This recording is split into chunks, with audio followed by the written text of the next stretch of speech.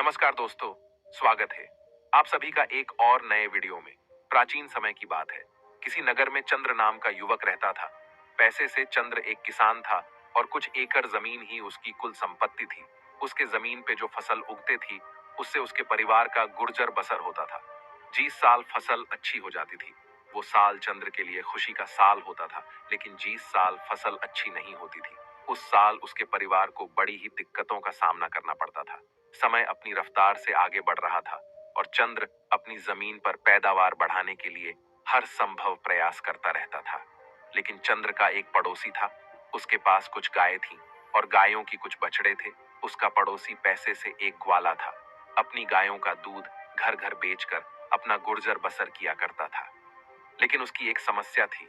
वह गायों से दूध तो निकालना चाहता था, लेकिन जब बात उनको खिलाने पिलाने की आई, चारा डालने की आई, तो वो अपनी गायों को खुला छोड़ देता था। क्योंकि उसे पता था कि गाय दूसरों के खेतों में जाकर अपना पेट भर के वापस इसके पास ही जाएंगे। उसका काम सिर्फ गायों से दूध निकालना का था। उनकी देखभाल का जिम्मा वो लेना ही नहीं चाहता था। इसकी वजह से बहुत से लोग उसे ताने भी दे देते थे, क्योंकि गायें जब उनके खेतों में घुसती थीं, तो फसलों को बड़ा नुकसान होता था। उससे शिकायत करते कि जब दूध तुम निकलते हो, तो उसको चारा तुम क्यों नहीं डालते हो? क्यों हमारी फसल बर्बाद करने के लिए उसे खुला छोड़ देते हो? इस पर वो कहता कि मैं गायों को पूरे दिन बांध के नहीं रख सकता। उनको खुला भी छोड़ना चाहिए। गाय हमारी माँ होती है। और अगर तुम्हारी फसल खराब होती है, तो तुम अपनी फसलों की निगरानी रखो। मैं कौन सा तुम्हारे खेत में छोड़ने के लिए जाता हूँ? और इस प्रकार वह अपनी बात को ऊपर रखते हुए दूसरों को नजरअंदाज कर देता था। एक दिन सुबह सुबह जब चंद्र अपने खेतों में गया, तो उसने पाया कि रात में गायों ने उसकी खेत की बहुत सी फसल खराब कर दी थी। उसे खेत में उसने गायों के पैरों के भी निशान देखे। अब उसका यकीन पक्का हो गया था कि यह गाय उसकी पड़ीसी की ही थी। इसीलिए उसने सोचा कि वो अपने पड़ोसी को इसकी शिकायत करेगा। लेकिन तभी उसे याद आया कि पड़ोसी को शिकायत करने का कोई फायदा नहीं है, क्योंकि वो उसकी बात को मानेगा ही नहीं। और आखिरकार उसने फैसला किया कि वो रात में अपनी फसल की देखभाल वहीं खेत में अपने झोपड़ी में रहकर किया करेगा। उसने घर आकर अपनी पत्नी को अपने विचार बताया कि आज रात से मैं खेतों में ही सोया करूंगा। इस पर उसकी पत्नी ने भी कोई विरोध नहीं किया, क्योंकि उसे पता था कि फसल अच्छी नहीं होगी तो फिर से कल है के दिन आ जाएंगे। इस रात को चंद्र अपना खाना पीना खाकर अपनी लाठी को तैयार करके अपनी झोपड़ी की तरफ निकल पड़ता है। आज उसने फैसला कर लिया था कि आज से जब तक फसल नहीं कटेगी, वो खेतों में अपनी फसल की देखभाल किया करेगा। लेकिन उसके मन में एक असमंजस की स्थिति भी थी। उसने सोचा कि अगर गाय मेरी फसल खाने के लिए आई है, तो मैं उसे लाठी से मार तो नहीं सकता। बचपन से उसके संस्कारों से उसकी ऐसी मान्यता थी कि गाय उसकी माँ सम्मान है और माँ पर कोई लाठी कैसे चला सकता है। तो यहाँ पर असमंजस की स्थिति तो खड़ी होनी ही थी। इसीलिए उसने सोचा कि मैं गाय को लाठी मारने की बजाय वैसे ही हक दिया करूंगा। गाय वैसे ही हंकने से खेत से बाहर चली जाएगी। लेकिन रात में जब गाय फसल खाने के लिए उसके खेत में पहुंची, तो उसे उसने खेत से बाहर हटाने का बहुत प्रयास किया। वह इस कोने से गाय को बाहर हाँकने की कोशिश करता, तो गाय उस कोने पर पहुंच जाती। लेकिन गाय उस खेत से बाहर निकालने का नाम ही नहीं ले रही थी। इससे चंद्र की झल्लाहट बढ़ती जा रही थी। अपने गुस्से की वजह से वो खुद पे से काबू होता जा रहा था। और आखिरकार वो घड़ी भी आ गई जब वो अपने सारे संस्कार भूल गया। और जब आदमी गुस्से से भर जाता है, तो उसका विवेक, उसकी बुद्धिमानी, उसकी सोच सब कुछ खत्म हो जाती है। ऐसा ही कुछ उसके साथ भी हुआ। वो भूल चुका था कि उसके संस्कार क्या है। और आखिरकार उसने लाठी उठाकर उस गाय को पीटना शुरू कर दिया। इससे वो गाय खेत से बाहर भागने की कोशिश करने लगी। और बाहर भागने की कोशिश में वह गाय एक जगह पे पानी मेरी लीपट कर वहीं जमीन पर गिर गई। और बदकिस्मती से जहां पर वो गाय गिरी थी, वहीं पर जमीन पर एक बड़ा सा पत्थर भी पड़ा हुआ था, जिसके कारण उसे गाय की उसे पत्थर पर गिरने की वजह से वहीं पर मौत हो गई। ये घटना होने के बाद चंद्र का गुस्सा एकदम ठंडा हो गया। उसको एहसास हुआ कि उससे कितनी बड़ी गलती हो गई। उसे सोच ही नहीं पा रहा था कि उसे क्या करना चाहिए, कि उससे कोई पाप हो गया, कि उसे ऐसा नहीं करना चाहिए था। इसी सोच विचार में वह पूरी रात सो नहीं पाया और उसके सामने वो तड़पती रही। उसने उसका इलाज करने की भी कोशिश की, लेकिन रात में ना तो उसे कोई चिकित्सा मिल सकता था और ना ही मदद के लिए आसपास कोई मौजूद था, क्योंकि उसका खेत गांव से बहुत दूर था। वह पूरी रात उसे गाय के सामने बैठा रहा और उसे गाय को अपनी आंखों के सामने तड़पता हुआ देखता रहा। उसका दिल उसे बार बार धिक्कार रहा था। वो खुद से कह रहा था कि तूने कितना बड़ा पाप कर दिया, इसका प्रायश्चित तू कैसे करेगा। जैसे ही सुबह हुई तो गांव के कुछ लोग उस तरफ आ पहुंचे और जब उन्होंने चंद्र को एक मृत गाय के सामने बैठा देखा तो उन लोगों को पूरी घटना समझते देर नहीं लगी और चंद्र ने उनके सामने खुद माफी मांगते हुए कहा कि ये उससे बहुत बड़ा पाप हो गया है। इसके बाद गांव में एक पंचायत रखी गई और जीस गवाली की वो गे थी, यानी कि चंद्र का पड़ोसी। उसने पंचायत से न्याय की मांग की। यहाँ पर पंचायत को फैसला करने में कुछ ज्यादा तकलीफ नहीं हुई, क्योंकि चंद्र खुद यहाँ पर अपने आप को दोषी मानकर बैठा हुआ था। पंचायत में फैसला सुनाया कि जब तक चंद्र अपने इस पाप को धो नहीं लेता तब तक वो इस गांव में वापस नहीं आ सकता। इस पर चंद्र ने पंचायत से पूछा भी कि वो अपनी इस पाप को किस तरह से धो सकता है। तो पंचायत ने बताया कि तुम 4 धाम की यात्रा करके आओ, उसके बाद तुम्हारे पाप धुल जाएगा। लेकिन अब भी चंद्र की आंखों के सामने गाय का वो तड़पता हुआ चेहरा घूम रहा था और उसे लग रहा था कि 4 धाम जाने के बाद उसका ये पाप किस तरह धुल जाएगा। क्या उसे गाय की जिंदगी वापस आ जाएगी? क्या उसको वो दर्द मेरी आंखों के सामने से हट जाएगा? लेकिन फिर भी उनकी बात मानते हुए वह 4 धाम की यात्रा के लिए निकाल पड़ता है। ये उस समय की बात है जब कोई साधन या वाहन नहीं हुआ करते थे, तो इंसान को अपने पैरों से ही चलना पड़ता था या फिर घोड़ा गाड़ी या ऊंट गाड़ी पर जाना होता था। चंद्र की यात्रा बहुत लंबी होने वाली थी। शायद उसे कई वर्ष लग जाते वापस लौट में, लेकिन फिर भी चंद्र अपनी इस पाप को धोना चाहता था। लेकिन उसके मन में एक सवाल चल रहा था कि इस पाप का दोषी जितना वो है, उससे ज्यादा दोषी वो ग्वाला है जो अपनी गायों को दूध निकालकर यूं ही दूसरों की फसल चरने के लिए छोड़ देता था। ये सिर्फ उसके मन का एक सवाल था, लेकिन इस सवाल को वहां पर किसी से पूछ नहीं सकता था। जब वो अपने घर से 4 धाम की यात्रा के लिए निकाल रहा था तो उसकी पत्नी ने भी उसके साथ चलने के लिए आग्रह किया, लेकिन उसने अपनी पत्नी को वहीं पर अपने खेतों की देखभाल और अपने बच्चों की देखभाल करने के लिए कहा और वह अकेला ही अपने पाप को धोने के लिए उसे गांव से निकाल पड़ता है।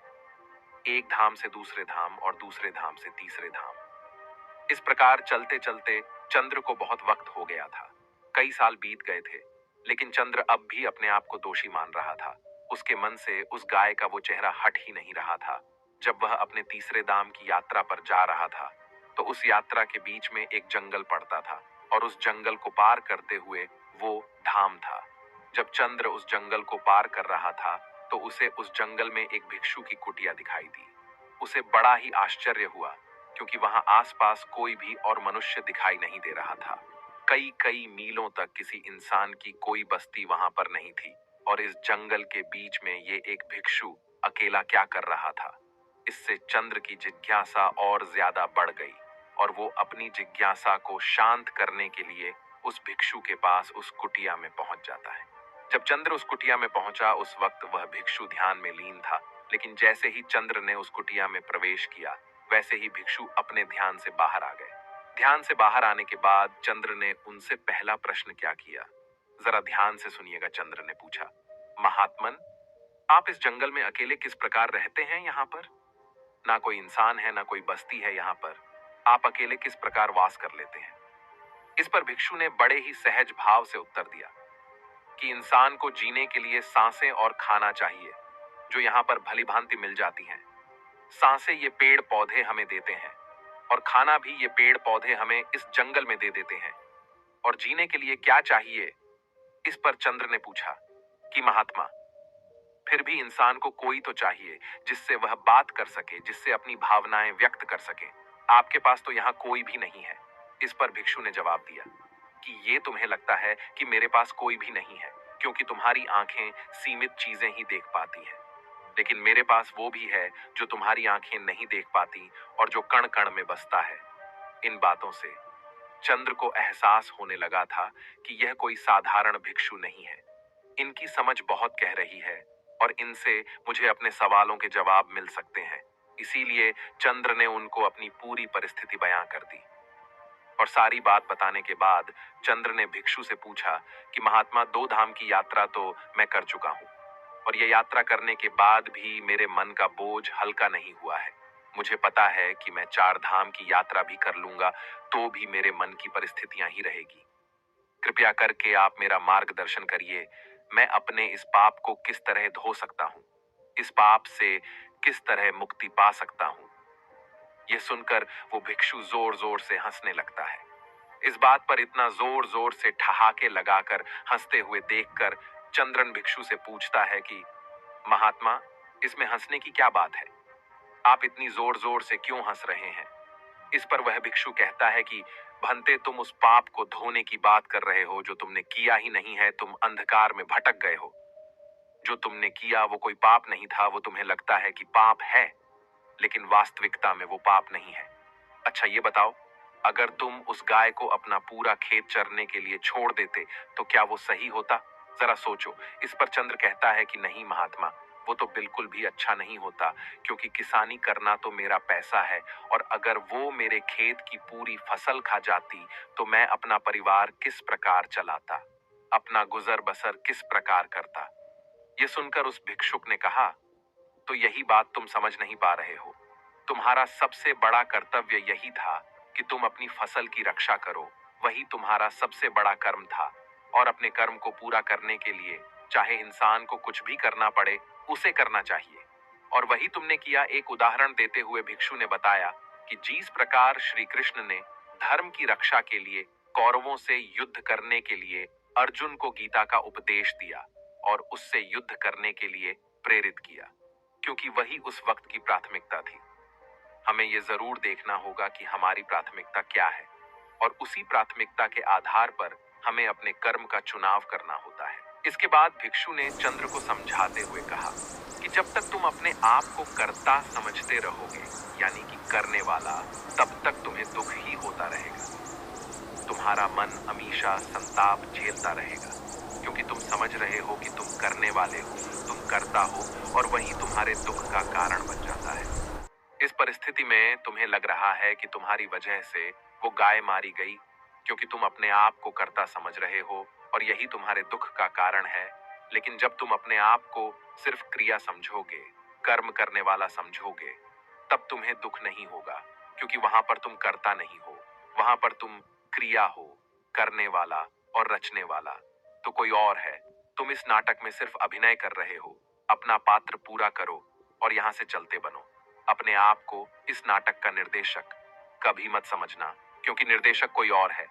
हम तो सिर्फ अभिनेता हैं जो अपना अभिनय कर रहे हैं और इस अभिनय में जो पात्र हमें मिला है उसको भली भांति पूरा करना हमारा सबसे बड़ा कर्तव्य है। तुम्हें पात्र मिला है एक किसान का, इसीलिए तुम अच्छे से किसानी करोगे तो ही तुम्हारा निर्देशक, यानी कि इस नाटक का निर्देशक, खुश होगा। अगर तुम अपना अभिनय अच्छा नहीं करोगे तो उस निर्देशक को कभी अच्छा नहीं लगेगा। इसीलिए तुमने कुछ गलत नहीं किया। तुम अपनी किसानी का पात्र बहुत अच्छे से निभा रहे थे। लेकिन वो कहते हैं ना कि संशय आत्मा विनाश अति, यानी कि जिस मन में शक पैदा हो जाता है, जिस आत्मा में संशय पैदा हो जाता है, वो अपने विनाश पर पहुंच जाती है। वो खुद का विनाश कर लेती है। और यही तुमने किया। तुम्हारे मन में उत्पन्न हो गई कि मैं किसानी करूं या मैं उस गाय के प्रति अपना कर्तव्य निभाऊं। और जहां पर आदमी में संशय आ जाता है वहां पर उसका विनाश निश्चित हो जाता है। एक आखिरी सवाल जो चंद्र ने उन भिक्षुओं से पूछा वो बहुत गहरा था। जरा ध्यान से सुनिए। चंद्र ने पूछा कि महात्मा, जो कर्म हम करते हैं हमें उसका फल किस प्रकार मिलता है? अगर मैंने कुछ गलत किया ही नहीं तो मैं यहाँ पर प्रायश्चित क्यों भोग रहा हूँ? और अगर मैंने अपना कर्तव्य निभाया है, अगर मैंने अपना कर्म पूरा किया है, तो मैं यहाँ पर दुख क्यों झेल रहा हूँ? मेरा मन इतने उत्पीड़न से क्यों भरा हुआ है? इस पर बौद्ध भिक्षु ने उसे समझाते हुए कहा कि जब तुम जमीन में कोई बीज डालते हो फसल उगाने के लिए, तो तुम्हें कैसे पता चलता है कि तुम्हारी फसल कौन सा फल देगी? यह सुनकर चंद्र ने जवाब दिया कि महात्मन, ये तो बीज डालने के कई महीनों बाद पता चलता है कि यह फसल कौन सा फल देने वाली है। जब तक हमें ये पता नहीं चलेगा कि यह बीज किस पेड़ का है, तब तक हमें कैसे पता चल सकता है कि ये पेड़ कौन सा फल देने वाला है। ये सुनकर भिक्षु मुस्कुराते हुए कहने लगे कि जिस प्रकार बीज को जमीन में डालने पर हमें पता नहीं होता है कि वो कौन सा फल देगा, उसी प्रकार कर्म करते हुए हमें ये पता नहीं होता कि इस कर्म का फल हमें किस प्रकार मिलेगा। हो सकता है उस कर्म का फल मिलने में कुछ देरी हो जाए, लेकिन उस कर्म का फल मिलता जरूर है। लेकिन इंसान में इतना संयम नहीं रहता, वो इतनी दूर दृष्टि नहीं रखता थे, वो इतना सोच ही नहीं पाता। उसे तो अपने कर्मों का फल तत्क्षण चाहिए। वो तो यह चाहता है कि जैसे ही मैं अपना कर्म करूं, वैसे ही मुझे अपना फल मिल जाए। लेकिन ऐसा जिंदगी के किसी पैमाने पर नहीं होता है। कोई भी विद्यार्थी जब मेहनत करता है, तो कई साल बाद उसे उस विद्या का परिणाम मिलता है। अगर कोई विद्यार्थी ये सोचे कि आज मैं ये पूरी पुस्तक पढ़ लेता हूँ और कल ही मैं परीक्षा में बैठ जाऊं, तो ऐसा हो नहीं सकता है। उसे सालों साल ब्याज करना पड़ता है, और उस अभ्यास का फल उसे कब मिलेगा, उसे ये पता भी नहीं होता है। लेकिन फिर भी इंसानियत समझ नहीं पाता और हमेशा अंधकार में भटकता रहता है। अपनी बात खत्म करते हुए भिक्षु ने कहा कि तुम अब अपने गांव लौट जाओ। तुम्हें चार धाम की यात्रा करने की कोई जरूरत नहीं है। तुम अच्छे से गांव में जाकर अपना कर्म करो और वहां पर अपने परिवार की देखभाल करो। यही तुम्हारा अभिन्न है और यही तुम्हारा पात्र है जो तुम्हें इस जीवन में निभाना है। ये सुनकर चंद्र कहता है, लेकिन महात्मा पंचायत ने मुझे दोषी पाया है, और जब तक मैं अपनी सजा पूरी नहीं कर लेता, यानी कि अपना पाप नहीं धो लेता, तब तक मैं कैसे वापस जा सकता हूँ। यह तो धोखा होगा, सल होगा, जिसका परिणाम मुझे बाद में भोगना होगा। इस पर वो भिक्षु कहता है कि तुम एक बार अपने गांव में जाओ।